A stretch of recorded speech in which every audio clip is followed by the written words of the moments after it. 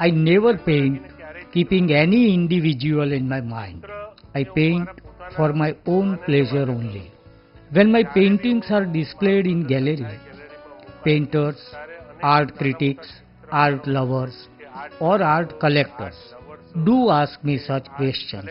I try to explain to them also about what I want to say in my paintings, but I hardly enjoy such talks. I follow my paintings only.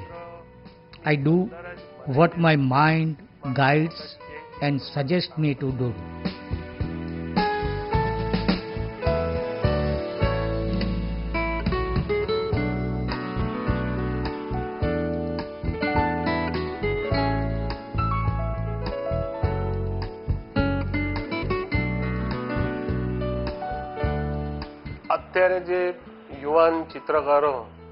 Young painters who are still studying in college need to do hard work.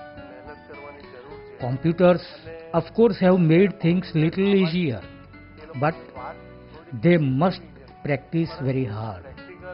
They should go to railway station, ST bus stand and places like that and do sketches constantly. Unless they do this, it would be difficult for them to achieve something in their life. જ્યાં સુધી એ લોકો practical નહીં કરે ત્યાં સુધી જીવનમાં આગળ આવવું મુશ્કેલ છે.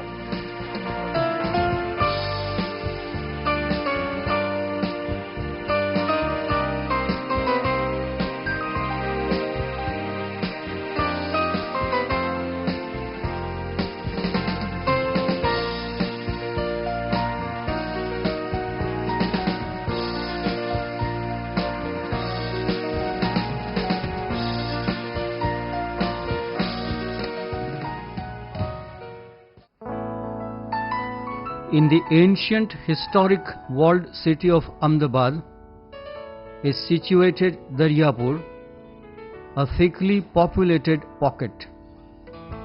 Then there is Kadia ward, a narrow lane where Mahnedra Kadia was born in 1956, who later made his mark as a well-known artist. Born into a middle-class family, he spent his childhood in Daryapur and received his primary and secondary education. He lived in a small house with his parents, Shri Jayantilal Kadia. Years back, my father was a building contractor. But after having a massive heart attack, his doctor, Mr. Chotubhai Nayak, strictly forbade him to climb stairs. In his early younger age, he used to do tailoring. So again, he started his tailoring business at home only. And Mrs. Induban Kadia. My mother came from a very rich family. Her parents had a huge prosperity and comfort. But after her marriage, when she came to this house, she had perhaps nothing of the sort. But she immensely loved us, all her sons and their families.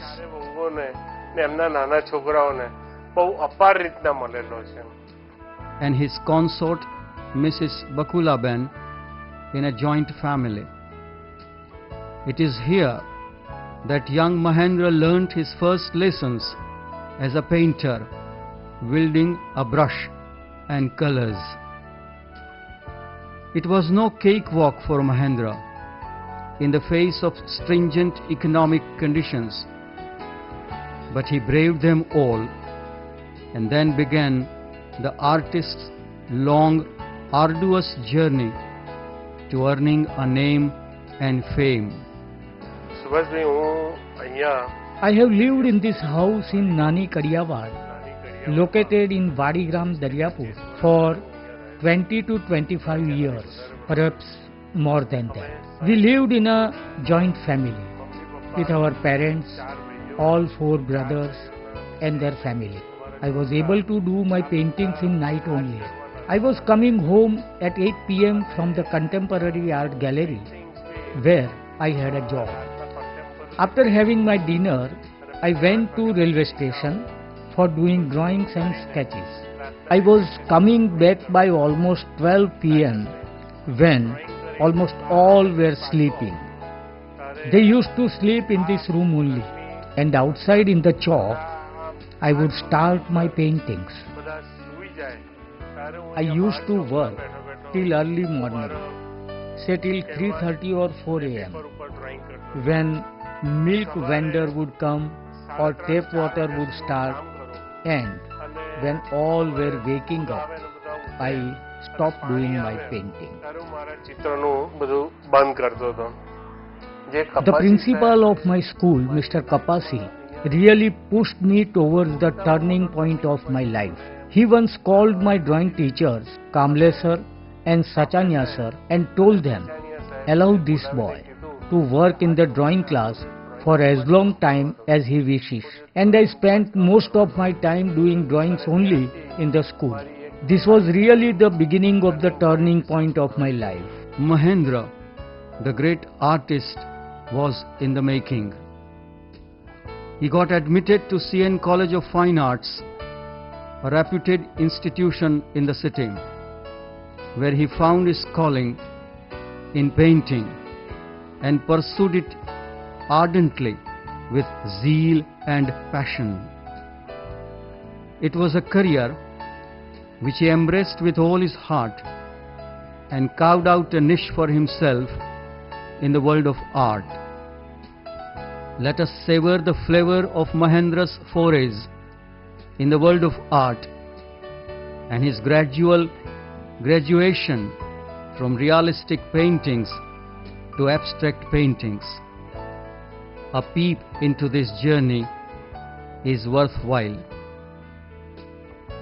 In the beginning, he used to minutely observe birds feeding on grains in the narrow lane of his house, and as if on a cue, he began painting birds on paper and canvas.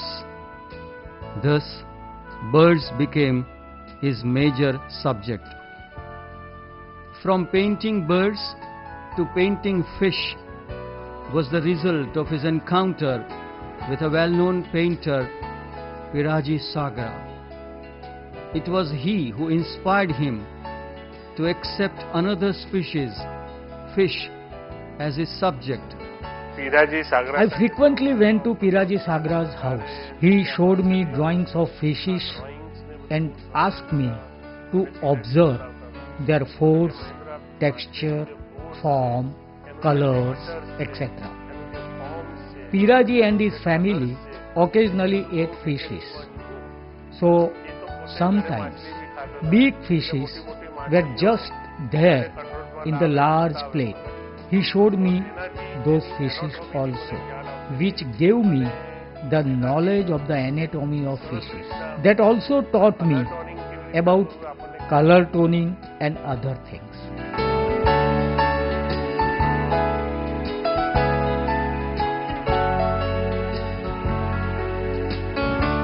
And the rest, as they say, is history.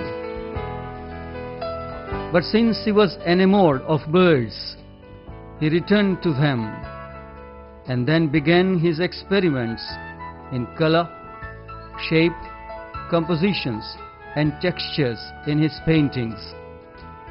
He instinctively feels that birds too have their moods and that they have feelings of joy and sadness. In the beginning, I was doing purely realistic drawings of birds. Even I copied from books also. Mr. Rubin David, the former curator of Kankaria Zoo, gave me few beautiful books of birds from which I was copying them.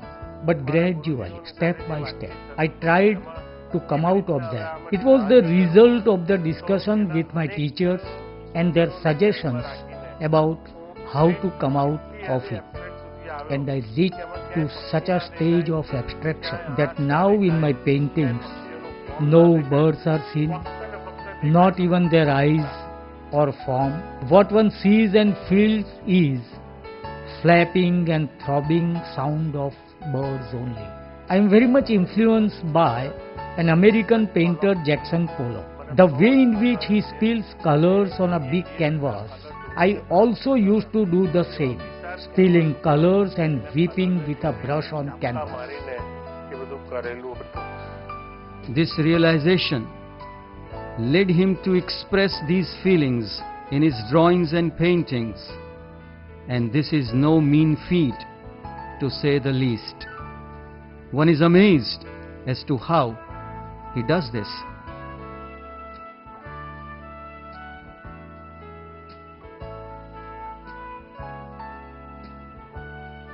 In the next phase of his career, he brings in atmosphere in his paintings, with the sky, the sun, trees, etc. as his subjects, besides birds in his own works. This process of experimentation leads his birds to the extreme end of abstraction, and one witnesses the birds transformed into long, powerful and colorful shapes with strokes of brush on the canvas. But as Mahnedra says, they are not merely abstract strokes of his brush, but they express the fluttering of birds' wings, speed of their flight in the open sky through intermingling shapes of colors. An interesting feature of his paintings is his choice and application of colors. Dark, red, yellow, green colors impart a special identity to his works. An experimenter par excellence, Mahnedra's first one-man show was held in 1981, and then onwards, one-man and group shows were held in Ahmedabad, Mumbai, Bangalore, New Delhi and other cities, besides shows in UK, Finland and many cities in foreign lands.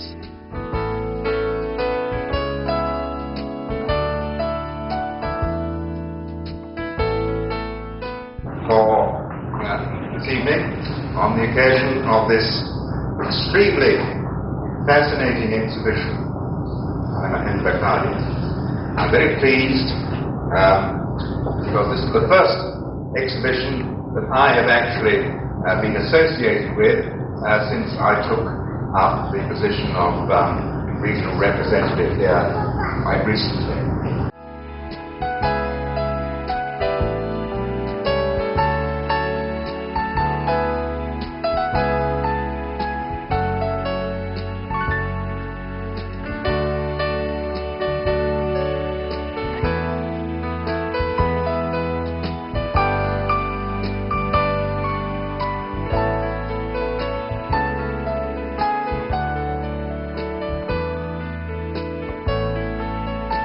A profusely decorated artist, Mahnedra Kadia has been conferred with numerous awards and honors such as Gujarat State Lalit Kala Award, National Award by Lalit Kala Academy of India, New Delhi, Nehru Cultural World of Hyderabad, Art Theatre of Kolkata, and the list goes on and on. He was granted National Fellowship by the HRD Ministry of Government of India and has won accolades from art critics. This then has been the eventful journey of an unpretentious boy, Mahnedra, transformed into an accomplished artist, Mahnedra Kadia.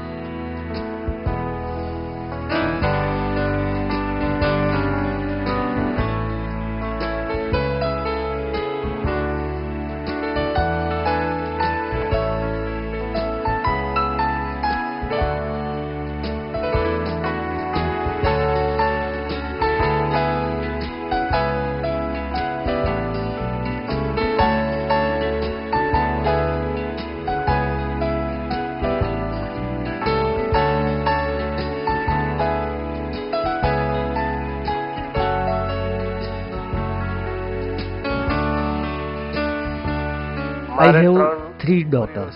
They also had their schooling at Vidyanagar School.